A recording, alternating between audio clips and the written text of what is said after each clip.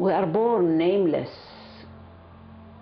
That's enough, a name, one word, just to call me, to call you. But the law came and said, 3 words for have a passport, identity and the age and the birth and the place and to which religion you belong. So use the cup of the earth, but you know that you don't belong to this.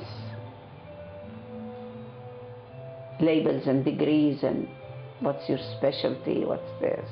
Because we don't know ourselves. We want the attention from the other.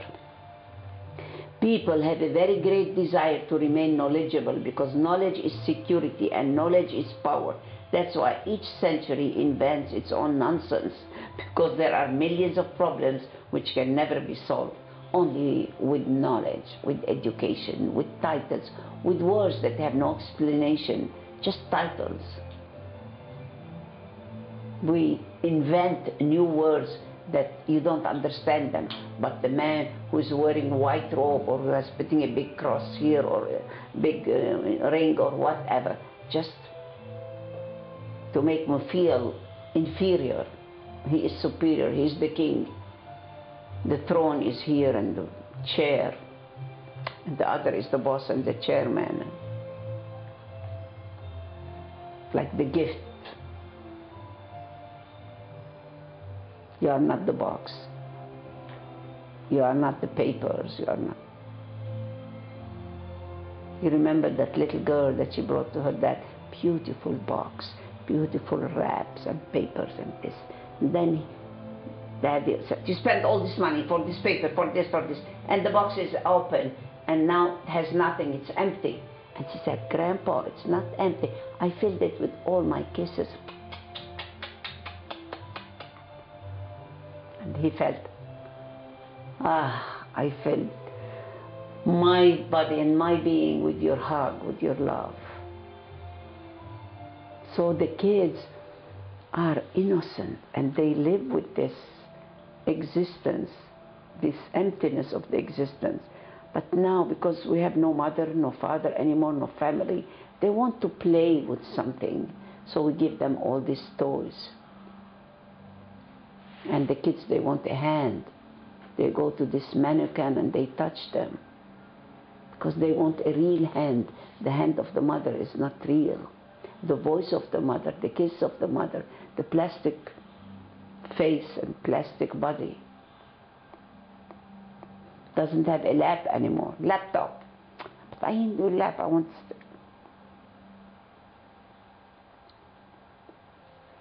So what to do? There's nothing that we can do unless you know it. Then you face your fear, you face your pain. Then you say, what I'm here for? Making more money? Where is the money going? So after all many wars in our life and cancers, death, all this, what are we here for? You find your own path. My own path, my own breath is mine. Every breath is a path. Mine is just, I have a book. I have few soul friends. And I'm just sharing my joy, just to leave this beautiful earth a little bit better. And it's for me, what I'm doing. There are people who are ready to supply you with answers. But the answer is coming from the mind, not from the heart. You don't feel it right. This is not what I want. That's why religions have been fighting all the time with each other. My religion, your religion. It's all dogma, it's all a sect, a law. But the kids, they know much more from their innocence.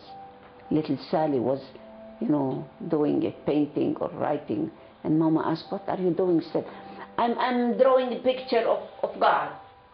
Sally, God doesn't have a picture. But I haven't finished yet, Mom. So this is the picture. That innocence. Yes, that's why one religion doesn't want to listen to another religion's idea, because it creates anxiety. We argue, we fight with each other. My religion is the best. You're okay, but you know, Christ is God. Muhammad is a prophet, but Christ is God. The only Son of God. The other is a good man. We have all these belief systems in our mind, and this is what the Crusaders, this is what the jihad, this is what war is.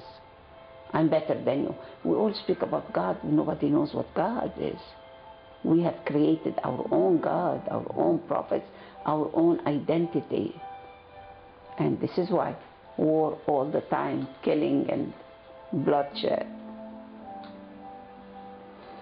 Why do you talk so much against the ego? Isn't the ego also a manifestation of God, a game of... Yes, once when you face your ego and you play with your ego, you don't need to face it anymore. The ego is so-called the devil, you know, the mind. But once when you know that it's only a game and you are the boss, you are the master, thank you for having you in my life. The ego is like the car. The car doesn't drive me, I drive the car. I need the ego for my daily work, for my daily life. Because the one who created the ego is the same one who created me. So devil and divine and all this meant to be here. But how do you play with this game? With the river there is joy. Against the river there is strain, anxiety, ego. So go with the river. One time Mullah's wife, you know, was lost in the river. She was swimming and they called him, your wife, your wife. He started going up the stream. But the stream, the river is going like this. And he said, I know my wife. She's always against the river. The river goes like this. My wife always against the stream. So it's like a joke, but we are all doing this. And this is a beautiful how to solve the burqa problem. You know what the burqa, the veil. And the veil was in Turkey, was everywhere, and so many fanaticism about this. For those struggling to ban women from wearing the burqa, the veil, all this, only 2 holes in their countries, Mustafa Kemal, the one who was called Atatürk, Turkish. 400 years we are, you know, here under the Turk rule. The founder of modern Turkey, this man resolved the problem in a very wise way. He issued the following decree. With immediate effect, all Turkish women are privileged to wear whatever they choose. However, all prostitutes must wear the burqa. The very next day, no woman in Turkey was seen in a burqa. He said only to prostitutes they can wear the veil. I'm not a prostitute. You know, if you know how to deal with it, then there's no problem. Deal with the devil like a joke, and there's no devil. Where the devil came from, or from Allah, or from God, everything is divine. But how to deal with the people in a beautiful way that nobody is hurt, it's like a laughter. A laughter is a door to the divine.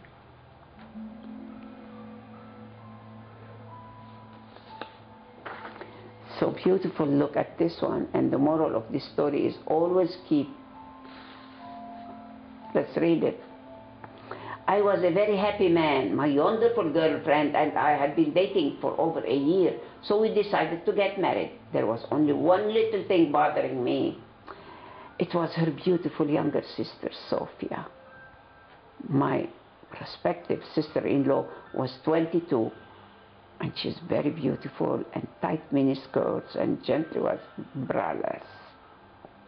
She would regularly bend down when she was near me. I always got more than a nice view. It had to be deliberate, you know, just being this.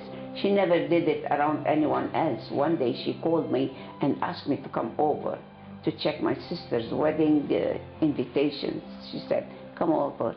And she invited him, and so he's going to marry my sister. But I will try, you know. And she's beautiful. And she was alone when I arrived. She whispered to me that she had feelings and desires for me. She couldn't overcome them anymore. She told me that she wanted me just once before I got married. She said, before you commit your life to my sister, well, I was in a total shock and I couldn't say a word. She said, I'm going upstairs to my bedroom, she said. If you want one last fling, just come up and have me. And of course, you know, he said, if she wants me, you know, what can I do? I want her too. I was stunned and frozen in shock as I watched her go up the stairs also. I stood there for a moment, then turned and made a beeline straight to the front door. I opened the door and headed straight towards my car. Lord and behold, my entire future family was standing outside, all clapping, with tears in his eyes.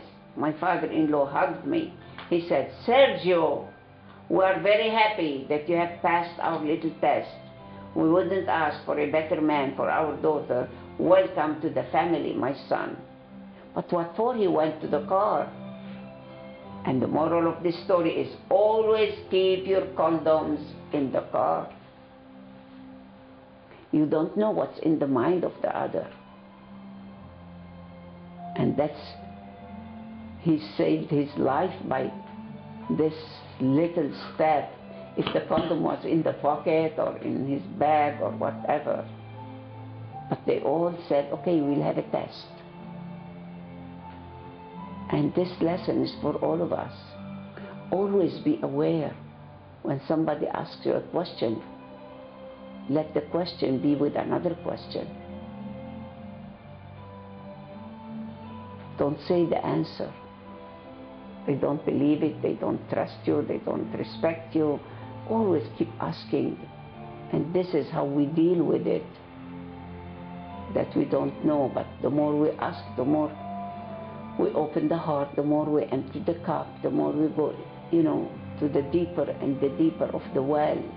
Not just give the answer. Like the little kid asked, Mom, where did I come from? What to say? She started telling the story, you know, from the stars or whatever, or from my belly, and the boy went, Mommy, but my friend came from Lebanon, you know, it's like from Beirut. Where did I come from? Just ask him, what for you are asking this, honey? What do you mean? You want to know where from? Because my friend came from Beirut. So the question in his mind is different from your thought,